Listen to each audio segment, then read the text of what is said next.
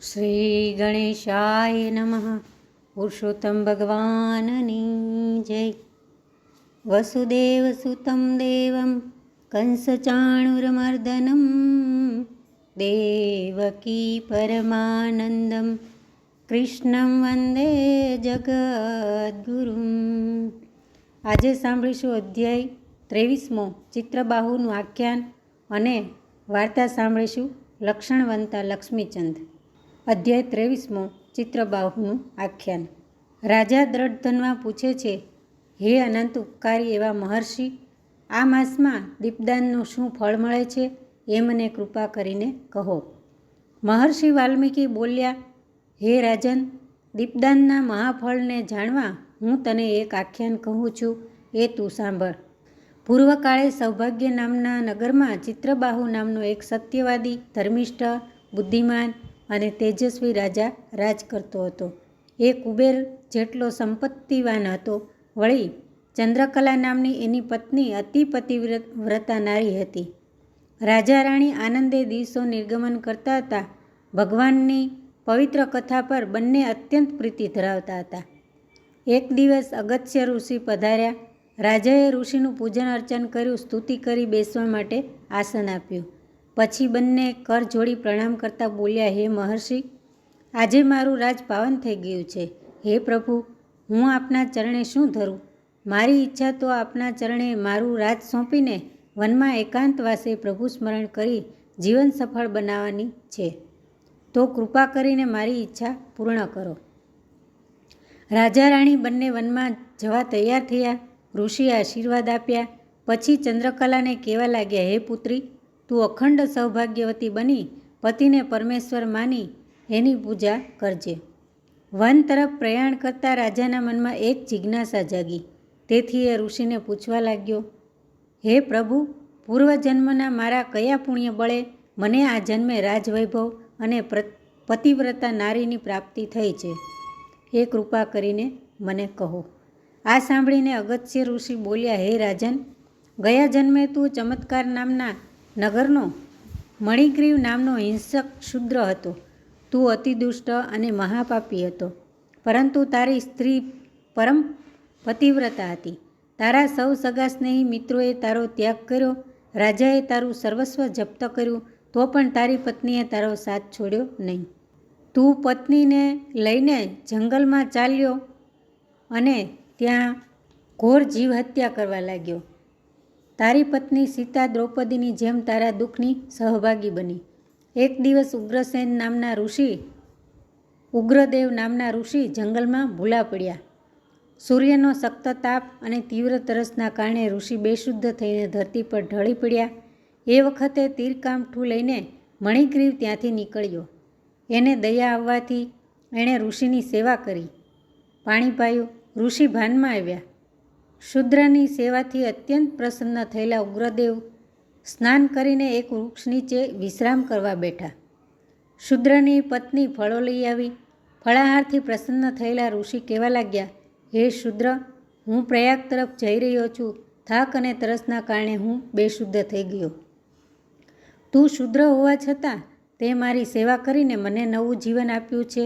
માટે તારી ઈચ્છા હોય એ માગી લે. ત્યારે શૂદ્ર બોલ્યો, હે ભગવાન, મારે શ્રીમંત બનીને સગા સ્નેહી સાથે જીવવું છે. તો કૃપા કરીને મારી આ ઈચ્છા પૂર્ણ કરો. તો આ હતો અધ્યાય 23મો ચિત્રબાહુનું આખ્યાન. હવે સાંભળીશું આજની વાર્તા. લક્ષણવંતા લક્ષ્મીચંદ. લક્ષ્મીચંદ નામે એક વાણિયો હતો. ગરીબ ઘરમાં જન્મેલો, પણ આ પાવડતથી દશકામાં તો એ મોટો શ્રીમંત બન્યો. થોડા સમયમાં ગામમાં તે નગર શેઠ કહેવાવા લાગ્યો. રાતે ને દહાડે વેપાર વધતો જ જાય. સૌ કોઈ નગર શેઠનું ઘર પૂછતા આવે.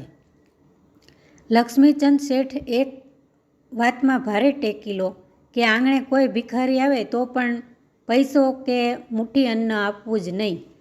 જેમ તેમ તેમની નામના વધતી ગઈ, તેમ ભિખારીઓની સંખ્યા પણ એમને આંગણે વધતી ગઈ. શેઠ ભિખારીઓથી ખૂબ ત્રાસી ગયા અને પોતાની હવેલીમાં એક મોટું ભોંયરું ચણાવ્યું. કોઈ ભિખારી આવીને માગે તો શેઠ કહે, ચાલ, તને જે જોઈએ તે આપું કહી ભોંયરામાં લઈ જઈ પૂરી દે. 2 દિવસ ભૂખ્યો રાખી કાઢી મૂકે. આમ હંમેશા કોઈને ભિખારી આવે ને શેઠ ભોંયરામાં પૂરે. શેઠની આ કુટેવથી પાડોશીઓ ત્રાસી ગયા. એવામાં પુરુષોત્તમ માસ આવ્યો.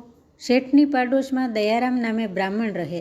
તેણે પુરુષોત્તમ માસનું વ્રત કર્યું અને આખો એ મહિનો એક જ પ્રાર્થના કરી કે ભગવાન, શેઠને સદબુદ્ધિ આપો અને ભિખારીઓને આ ત્રાસમાંથી મુક્ત કરો.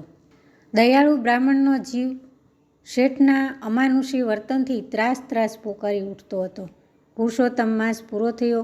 દયારામને રાત્રે ભગવાન સ્વપ્નમાં આવીને દર્શન દીધા અને કહ્યું, વત્સ, તારે શું જોઈએ છે? જે જોઈએ તે માગ. દયારામ હાથ જોડીને બોલ્યો, હે ભગવાન, જો આપ મારા ઉપર પ્રસન્ન થયા હો તો શેઠને સદબુદ્ધિ આપો કે બિચારા ભિખારીઓ ઉપર ત્રાસ ન ગુજારે. ભગવાન હસીને બોલ્યા, વત્સ, પૂર્વજન્મના શેઠના પુણ્યનો ઉદય થયો છે, એટલે મારાથી પણ તેમનો વાળ વાંકો થાય તેમ નથી. છતાં જો તેમના હાથે સ્ત્રી હત્યા કે બાળ હત્યાનું પાપ થાય તો જ તેમનું પૂર્વજન્મ પુણ્ય પૂરું થાય અને તેમની બુદ્ધિ ઠેકાણે આવે. આટલું કહી ભગવાન અંતર્ધ્યાન થઈ ગયા. સવારે દયારામે રાતના સ્વપ્નની વાત પોતાની ધર્મવતી પત્નીને કરી. 1-2 દિવસ વીતી ગયા.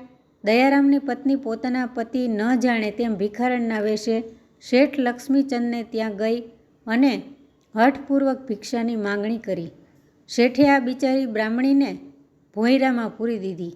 બ્રાહ્મણી હતી સગર્ભા, એટલે ગૂંગળામણ થાય એવા ભોંયરામાં માત્ર 8 કલાક જીવીને મરણ પામી. અહીં દયારામે પોતાની પત્નીની શોધખોળ કરી મૂકી. શેઠનો એક મુનિમ દયારામની પત્નીને ઓળખી ગયો. તેણે દયારામને ખબર આપી દીધી. મુનિમની વાત સાંભળી દયારામ ત્યાંના રાજાની પાસે ગયો અને કહ્યું, મહારાજ, આપ તો ન્યાયી અને પ્રજાપાલક છો. નગર શેઠનો ન્યાય કરો. બિચારા ગરીબજનોને અત્યંત દુઃખ દે છે. મારી પત્નીને તેમણે ભોંયરામાં પૂરી છે. રાજાએ કહ્યું, હે બ્રાહ્મણ, તારી વાત સાચી છે. આ વાત ક્યારની મારે કાને આવી છે, પરંતુ ઘણીવાર અમારે પણ નગર શેઠની જરૂર છે, એટલે કોઈ સાબિતી ન હોય ત્યાં સુધી અમારાથી તેમને કોઈ પણ પ્રકારની શિક્ષા થાય તેમ નથી. રાજન, હું પ્રતિજ્ઞાપૂર્વક કહું છું કે ભોંયરામાં મારી સ્ત્રીને પૂરી છે. મારી વાત ખોટી પડે તો હું આપ કહો તે શિક્ષા ભોગવવા તૈયાર છું, દયારામે કહ્યું. રાજાને હવે હિંમત આવી અને તેણે બ્રાહ્મણ સાથે 2 સૈનિકો મોકલ્યા. બ્રાહ્મણ નગર શેઠને ઘેર ગયો અને ભોંયરું ઉઘડાવ્યું. સૈનિકોએ અંદર પૂરેલા 5 ભિખારીઓ અને 1 ભિખારણને બહાર કાઢ્યા. ભિખારણને જોતાં જ શેઠ હેબતાઈ ગયા. દયારામે ભયાનક ચીસ નાખી અને સૈનિકો પણ વિચારમાં પડી ગયા. બિચારી ગરીબ ભિખારણનું પ્રાણપંખેરું ઉડી ગયું હતું. દયારામે ત્રાડ મારી, શેઠ, મારી સગર્ભા પત્નીને તમે ભોંયરામાં પૂરી મારી નાખી. ભગવાનથી આ સહન નહીં થાય અને તમોને આનો બદલો જરૂર મળશે. બ્રાહ્મણી સગર્ભા હતી. શેઠને સ્ત્રી હત્યા અને બાળ હત્યાનું પાપ લાગ્યું અને અનેક ભિખારીઓ ત્રાસમાંથી છૂટે એ માટે તેણે પોતાની જાતનું બલિદાન આપી દીધું. સૈનિકો શેઠને પકડી રાજા પાસે લઈ ગયા અને દયારામની સગર્ભા પત્ની ગુજરી ગયાની વાત કહી.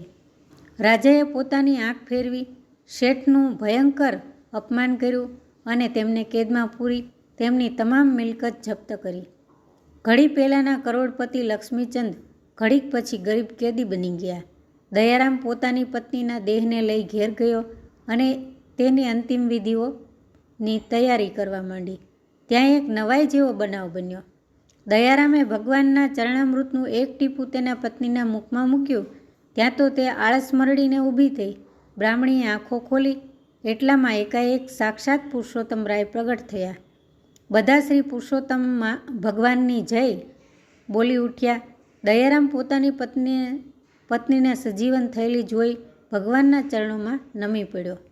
બીજે દિવસે દયારામ બ્રાહ્મણ રાજા પાસે ગયો અને કહ્યું, મહારાજ, મારા પર અનુગ્રહ કરો અને લક્ષ્મીચંદને છોડી મૂકો. મારી પત્ની પ્રભુ કૃપાથી જીવતી થઈ છે. રાજાએ બ્રાહ્મણની માંગણીથી લક્ષ્મીચંદને છોડી મૂક્યો અને તેની તમામ સંપત્તિ લઈ લીધી. લક્ષ્મીચંદ પોતાના કાળા કરતૂત માટે જિંદગીભર પસ્તાયો. આખા નગરમાં બ્રાહ્મણી ના ગરીબો માટેના બલિદાનના વખાણ થવા લાગ્યા. આ હતી આજની વાર્તા. જય શ્રી કૃષ્ણ, જય પુરુષોત્તમ ભગવાન.